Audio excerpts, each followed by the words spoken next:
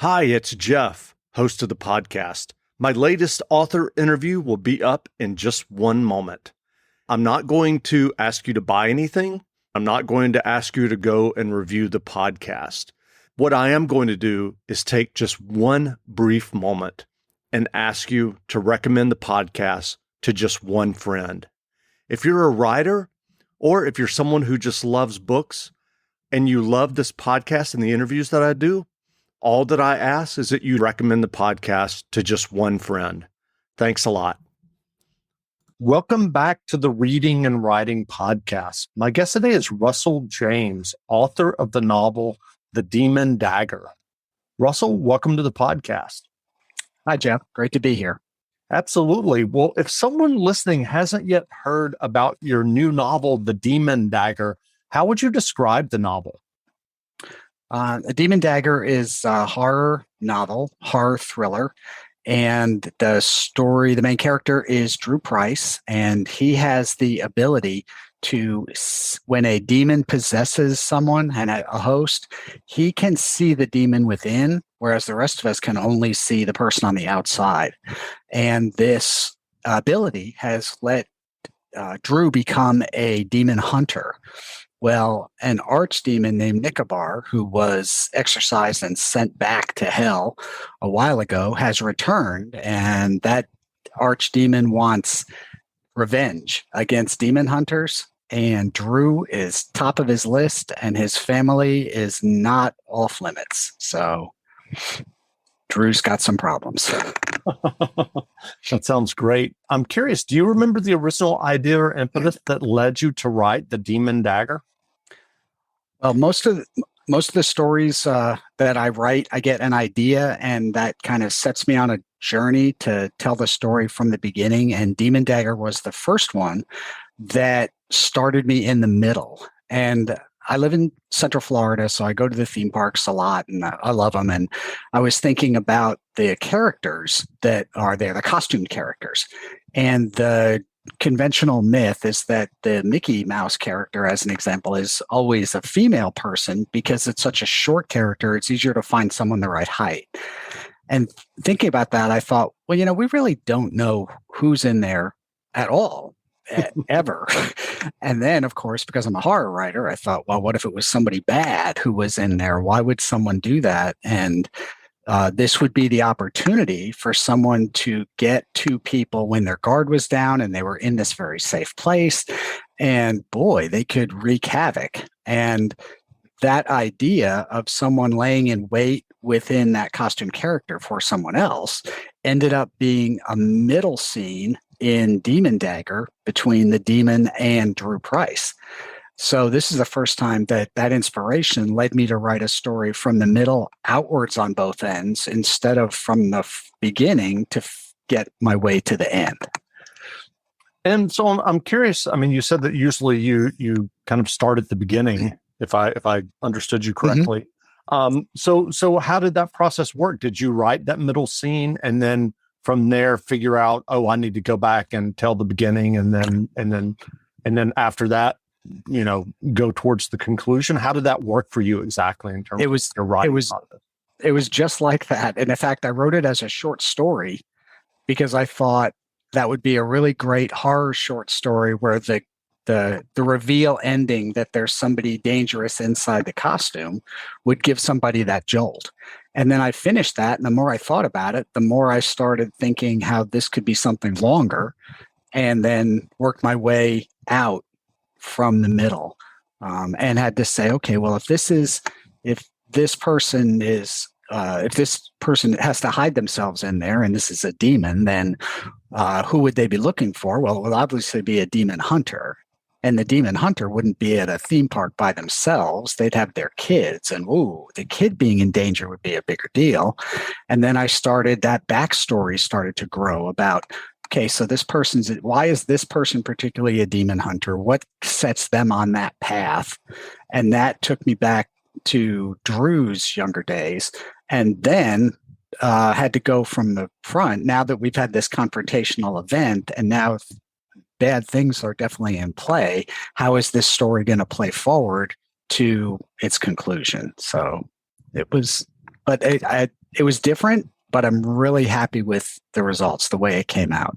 That's great. And I understand that while you were researching the Demon Dagger, you read about a 1901 experiment by Duncan McDougall. Can you explain the significance of this experiment? Well, Duncan McDougall wanted to prove that there was a human soul. And 1901, there were not a lot of scientifically accurate ways to test that. I'm not sure there's a scientifically accurate way to test it today. But his plan was, if I can weigh someone at the moment before death and I can weigh them instantly at the moment after death, if there is a difference between those two weights, then something's gone, and that something must be a soul. And he did set this up several different times. I think it was 6 total, and 3 of the experiments he thought were valid enough that he could say, yes, I have a result.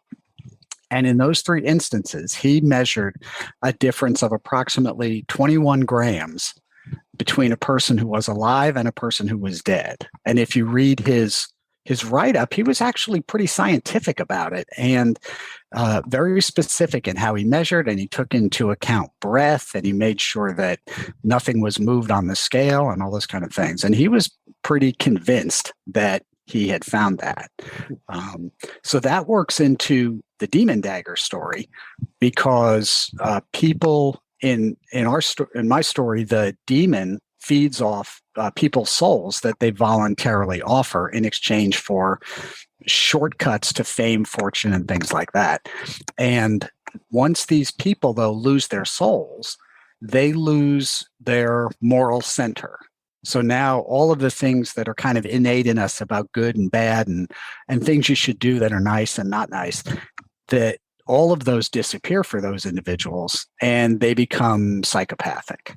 So there's a pretty high price. Now, naturally, of course, the demon forgets to tell them about that, when they're making this trade, but they're usually in a pretty big hurry, so they're not asking for the fine print on the contract. Interesting. I'm curious if you could take us back. What was your initial writing journey that led you to writing and getting your first novel published?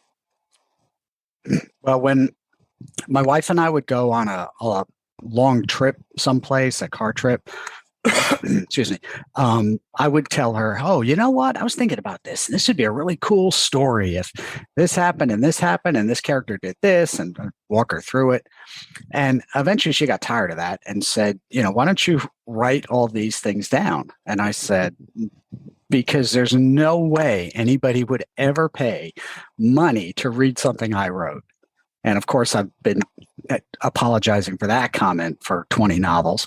But so she then got me, as a Christmas present that year, she set me up with a writing course, an online writing course to get involved with. And I did that. And I ended up after that getting a writing coach and becoming part of a really good group, feedback group that came out of that writing class. And during my second round of writing classes, the instructor said, hey, there's a new publisher coming out. It is Sam Hain Horror, and Don Doria is the editor there. Well, okay, if you don't know about horror, Don Doria is like a legendary editor for horror books. I mean, he goes back through the heyday of the 90s, and and they didn't need an agent. And I said, well, I've had a bunch of things I've written, and they've all been rejected by people I don't know. I'm going to shoot for getting rejected by someone famous. So I sent the manuscript into Don, and this was 2011. And a little while later, I got an answer that says, hey, we'd like to publish your book. And of course, I went into total shock. And then I assumed it was someone playing a joke on me. But no, it was all actually true. And in 2011, my first novel that got published was Dark Inspiration. And that was a whole lot of really bad writing before that. So I don't want people to think it was, oh, your first novel, you wrote it. And you said, no, that's not how it works. Well, what did you do before then that, as you were working up towards that first novel that Don purchased, did you write a lot of other novels? Were you writing short stories? I did. Kind of your learning process. I had another novel length thing that I finished that was really awful. But that was good, though, because the idea that and anybody who's an aspiring writer, if you finish that first awful novel and you look back and say, boy, this was terrible, you've still finished something. And that sense of accomplishment gives you a little courage to say, okay, I can go on and I can do this again. If I finished one, I can finish another. I did have, I think, 3 short stories that were published before Dark Inspiration got published. And that was also a good confidence builder, with all the rejection that you're bound to get trying to get published. Those ones really help to say, okay, every little win, you got to focus on that and say, if I got this one win, I can get another win after that. Sure. Well, you mentioned the online writing course that your wife purchased for you for a Christmas present, and that turned into a critique group. What platform or website or resource did that offer that course, and is it still around? That course was through Gotham, Mm-hmm. and we had a terrific instructor, and all of the people who participated. And I think a lot of the online courses, you get more out of it the better the participants are. It's it's very synergistic. And I had such great people in the class. And as we finished off that class, I was thinking, gee, I hope, somebody starts a writing group, because I'd like to keep this going. And then it struck me like, duh, you can start it. So I did. And I took, and I invited 5 of the folks who had whose writing I really enjoyed, because I thought if we all like the same genre and we have the same feel for it, then we'll enjoy reading each other's stuff. And we got together and created the Minnows writing group, and we did that for years, and we're all still friends, and we all still share things that if for critiques for each other. So it's been a fantastic experience. Progressive Snapshot can save you money based on how you drive and how much you drive. So the safer you drive, the more money you could save. Now, if you didn't hear that because you were looking at your phone while driving, let me say it again. Seriously, put down your phone. That is so unsafe. If you didn't do stuff like use your phone while driving, you could save money with Progressive Snapshot. But saving or not, just put it down. And if you did hear it the first time because you weren't looking at your phone, nice work. You'd love Snapshot from Progressive because it rewards safe drivers. Progressive Casualty Insurance Company and Affiliates. Snapshot not available in California and North Carolina or from all agents. When Big Mobile charges you an arm and a leg, they're taking your money and your power. And your arm and leg. Boost Mobile gives your power back with an unlimited plan for $25 a month on one of America's largest 5G networks. We can't give you back your arm and your leg because we're not qualified surgeons. Unless you're an iguana who can grow limbs back. Switch to Boost and get an unlimited plan for $25 a month. Boost Mobile. Unleash your power. New customers only. One line, $25 per month with autopay. Additional restrictions apply. See boostmobile.com for details. That's great. And you said you also worked with a writing coach? Yes. Who was a college professor working out in California that was recommended by a family friend. And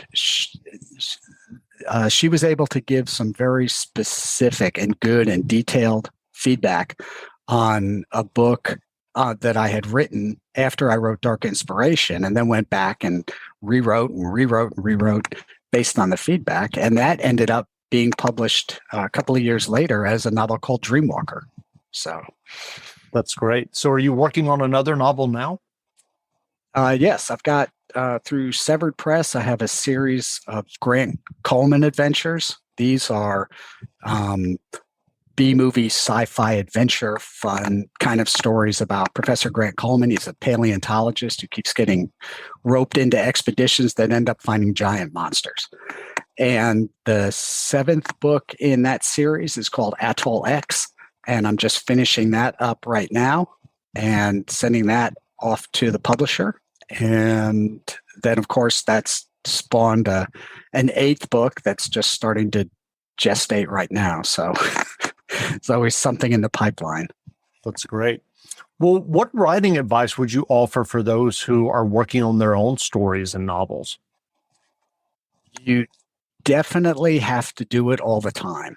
You can think about it in the way of someone who is an Olympic athlete has a tremendous amount of personal skill. They've got a gift that they can do a certain thing, that they're an excellent runner, but they can't just walk out of their front door and go run in the Olympics. They still have to train and practice all the time. And no matter what level of gift that you have for writing, that same thing occurs. Everybody has to do it. So you need to go out and you've got to sit down and put something on paper every day. And sometimes it's a lot and sometimes it's a little. And in the time that you're not writing, you need to be doing some reading in and out of your genre. There's no way. It's the only way you'll be exposed to other styles. And I know I read a lot of the authors who are with Flame Tree Press that's done Demon Dagger. And so I read them, and each of those, as I read it, it's like, wow, I need to up my game. You know, once you read somebody who really writes something well, you're like, oh boy, I'm jealous. I bet I can do that. So I'd love to keep reading to keep raising the bar. And on that note, what books have you read recently that you enjoyed? Oh, if you like Gothic horror, you can read anything by Catherine Cavendish. She is fantastic. If you like Demon Dagger, is about possession and demons and things like that. Another great book like that just came out is called The Awakening by J.G. Faherty, and it is super scary, harrowing. So both of those are really good authors that you should go look up and check out. Right. Well, where can people find you online if they'd like to learn more about you and your novels? They can come to my website is www.russellrjames.com and check that. That'll list all the novels, everything that I have written, and links to all of that. And you can also there sign up for the monthly newsletter, which is free, and you'll get updates on what's going on writing, what's going on the pretty extensive convention circuit tour that I do each year, and even updates on fun in the garage projects that I'm doing on my car. So got all of that. And you can also catch me on Facebook at Russell R. James and Twitter at RRJames14. That's great. Well, again, we've been speaking with Russell James, author of the new horror novel, The Demon Dagger. The novel is available now, so go buy a copy. And Russell, thanks for doing this interview. My pleasure. It's great to talk to you. Absolutely. This is a selection from Demon Dagger by Russell James. Our story starts 25 years ago. Drew sat terrified in the small waiting room. His mother sat beside him, but her presence wasn't going to provide any comfort. After all, it was her fault he was here in this psychiatrist's office. He sure as hell hadn't signed himself up. The tiny room made him feel trapped. No art hung on the walls. The hard plastic chairs scraped against the floor when they moved. The air reeked of artificial lemon trying to mask the smell of disinfectant. Drew imagined the place had been designed to clean easily after one of the nut jobs waiting here went bonkers. And some of those nut jobs sat around him. Across from him, a middle-aged man in a golf shirt couldn't sit still for more than 60 seconds. Then some sort of nervous tic would manifest itself in his arms or legs. To Drew's right, a woman with bright blue hair chewed gum in a slow, open-mouthed manner. One of her arms was covered in a tattoo of Betty Boop beheading a teddy bear with a machete. These patients were all at least twice as old and twice as screwed up as 13-year-old Drew. Drew wondered if he would end up being as whacked as these two losers by the time he reached their age. The door to the office opened, and a pretty young woman in a bright green dress stuck her head into the waiting room. "Drew," she said. Drew and his mother stood up and walked to the door. The woman held up a hand in Drew's mother's direction. "Mrs. Price, just Drew this time, as we discussed on the phone." Drew's mother opened her mouth to object. Then she clamped her jaw shut and nodded instead. Drew had the feeling that she was ready to do whatever she was asked to do to get her broken son fixed. This was already the second shrink she'd taken him to. The woman ushered Drew down the hallway. As the door to the waiting room closed behind him, his sensation of being trapped grew stronger. The woman took him to an office that was much more hospitable than the waiting room. It hosted a walnut desk and several chairs that would have looked right at home in a living room in front of a TV. The room had no window, but there was a door on the right-hand side. The psychiatrist sat at the desk. He looked the same as the last useless shrink Drew had seen, with short silver hair and glasses with plastic rims and a button-down shirt open at the collar. Drew wondered if the two men had gone to the same medical college and graduated together. This was going to be another waste of time. Drew dropped down into one of the chairs and slumped back. Unlike the last shrink, this one did not get up, shake his hand, and sit in the opposite chair. He stayed firmly planted behind his desk. Drew, I'm Dr. Hakes. You met with Dr. Owens, and he referred you to me. How do you feel that session with him went? Drew almost said fine, just to hurry this process along and get through all the standard questions, run out his 50-minute clock, and go home. And he thought, hell with it. He decided to tell the truth and see if he could leave now. It was a total waste of time, Drew said. He listened like he didn't believe me, told me nothing useful, and sent me home. All he did was pass me on to you. That totally proves even he knew the whole session was bogus. I sent you to me because I've treated people who've had the same experiences that you've had. No one's had the same experiences I've had, Drew said. You'd be surprised. Tell me yours. Again, Drew decided just to blurt it all out. He'd see the look of disbelief on the doctor's face, get up, and get out of here. Fine. I've seen monsters, Drew said. The doctor's expression didn't change. Where do you see them? Usually at the mall, sometimes at the bus station. Does anyone else see them? The doctor asked. If everyone else saw them, I wouldn't be here with you, now would I? No one gives them a second glance when they pass by one. I guess only I see them. What do they look like to you? The doctor said. Drew had seen them often, but could never get used to their terrifying appearance. He shuddered as he recalled the last one he'd seen 2 days ago. They're like a person, Drew said, only thinner. So thin you'd think they couldn't stand up. Their skin is black and flaky, like it had been burned real bad. They have wide heads with curling horns like a ram on either side, and their eyes are bright red. The doctor nodded and scribbled something on a notepad. Do you think these monsters see you? He said. Well, they see everything. They check out every person as they pass by, but I stay cool. I act like I don't know what they actually are. This was where the other shrink started asking questions about how seeing the monsters made him feel. Scared, duh. Or what his parents were like. Great, except for recently thinking he was crazy. This doctor had a different question. What do they smell like? Huh? These monsters, the doctor said. They have a certain smell? Yeah, kind of like hot tar with a little rotten egg smell in the mix. And how many fingers did these monsters have on each hand? Drew again was surprised by how specific the question was. 3. But, the doctor said, they still have a thumb? Yeah, Drew said. Unless this guy was a mind reader, it was pretty coincidental that he was asking about the details no one else had, and that he seemed to know the answers he expected to hear. How do you... The doctor cut him off. Drew, you need to know that I believe you. I don't believe that you think you saw monsters, but I believe that you did see monsters. The doctor wasn't just blowing smoke up Drew's ass. The look on his face said he was being serious. And because I do believe you, the doctor said, I'm going to have someone talk to you who has specific expertise in this kind of manner. Now I'm going to see a third shrink, Drew said. A third person, the doctor said, but not a third psychiatrist. The doctor got up and went to the side door. He opened it, and on the other side was a similar office with the same furniture layout. The shades were drawn, the lights on low. Come on in, a voice said from the other room.